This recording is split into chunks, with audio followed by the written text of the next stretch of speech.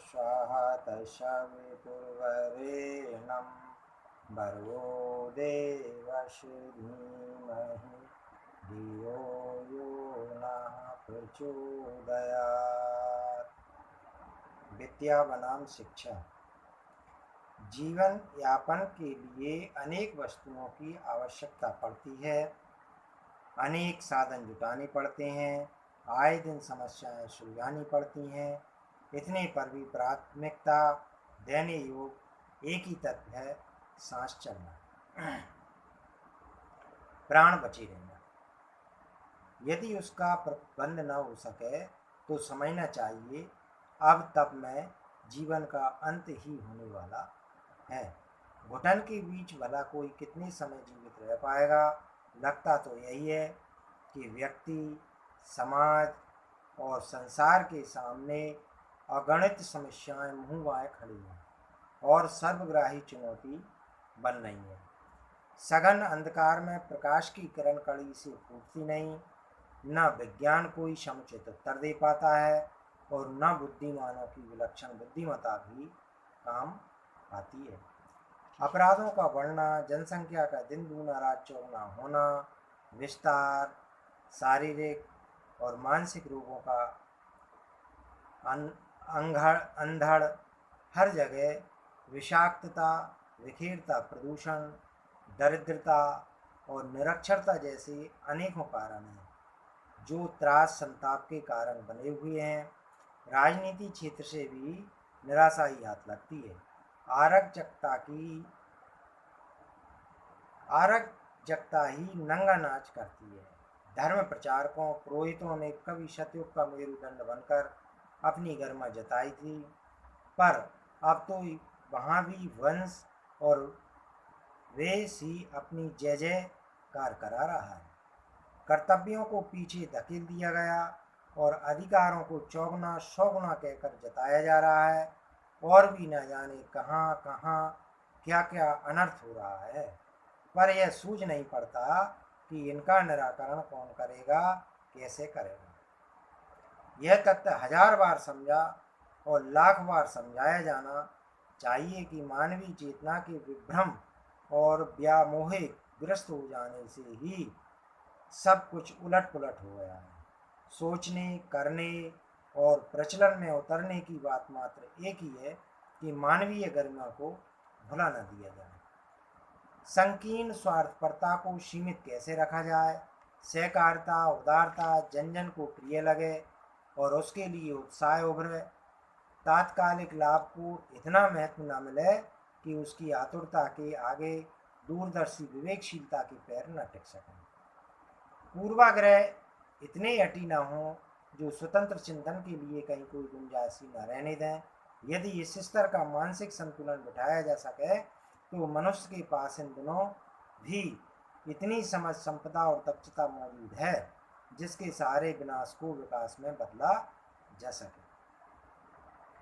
इसी स्तर की प्रखर प्रतिभा अगले दिनों इस प्रकार घनघोर रूप से बरसने वाली है कि उसके प्रभाव से सभी प्रभावित होंगे, सही समाधान सोचने और सही कदम उठाने लगेंगे। व्यक्तियों में देवत्व का अनुपात बढ़ेगा तो कोई कारण नहीं कि अपनी इसी धरती पर स्वर्गापम वातावरण, सतयुगी सुख शांति का अभिनव सृजन करता दिखाई न पड़े। दंत कथा है कि 2 सहेली थीं, एक का नाम विद्या था, दूसरी शिक्षा। विद्या राजकुमारी थी और शिक्षा नौकरानी थी। दोनों की शक्ल सूरत मिलती जुलती थी। एक दिन दोनों वन सरोवर में नहाने गईं। कपड़े उतारकर किनारे पर रख दिए। नहाते समय शिक्षा को सूझा कि मेरे लिए यही अवसर है कि राजकुमारी बन बैठूं। शिक्षा उतावली में निकली और राजकुमारी के कपड़े पहनकर राजमहल जा पहुंची। उसने लोगों को यह भी बता दिया कि राजकुमारी डूबकर मर गई है, उसे चुड़ैल की योनि मिली है, अब जहाँ तहाँ छिपकर बैठी रहती है और किसी परिचित को पहचान लेती है तो उस पर हमला करने से नहीं चूकती। लोगों ने उसकी बात पर विश्वास कर लिया। षड्यंत्र सफल हो गया। राजकुमारी नंगी कैसे कहाँ जाती, लाज बचाने के लिए वह तब से लेकर अब तक जंगलों में भटकती किसी प्रकार कहीं लुक छुप कर जीवन यापन कर रही है। विद्या को अमृत वर्षिणी कहा गया है और शिक्षा अन्नपूर्णा कहलाती है। स्कूलों कॉलेजों में जो पढ़ाया जाता है उसका प्रमुख प्रयोजन अधिक पैसा कमा सकने की दक्षता बढ़ा लेना पर है। विद्या का उद्देश्य और प्रतिफल भिन्न है।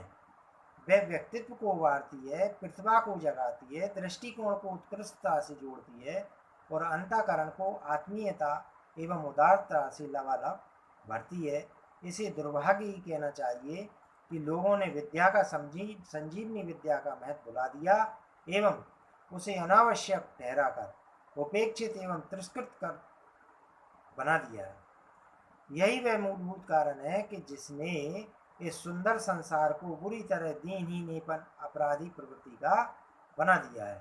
परिणाम जो असंभव भावी था वह विश्व विनाश के रूप में सामने प्रस्तुत भी है।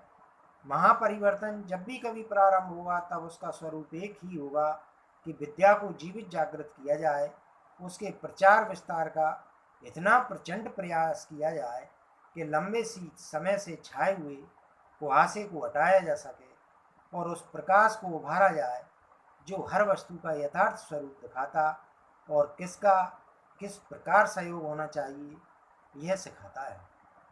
प्राचीन काल में साक्षरता का भाषा और लिपि का महत्व तो सभी समझते थे और उसे पुरोहित यजमान मिलजुल कर हर जगह सुचारू रूप से पूरा कर लेते थे। पुरोहितों की आजीविका हेतु शिक्षार्थियों के अभिभावक दान दक्षिणा के रूप में जो दे दिया करते थे वही अपरिग्रही मितव्ययी जीवन जीने वाले ब्राह्मणों के लिए पर्याप्त होती थी। शिक्षा साक्षरता के लिए कोई विशेष योजना या व्यवस्था नहीं बनानी पड़ती थी।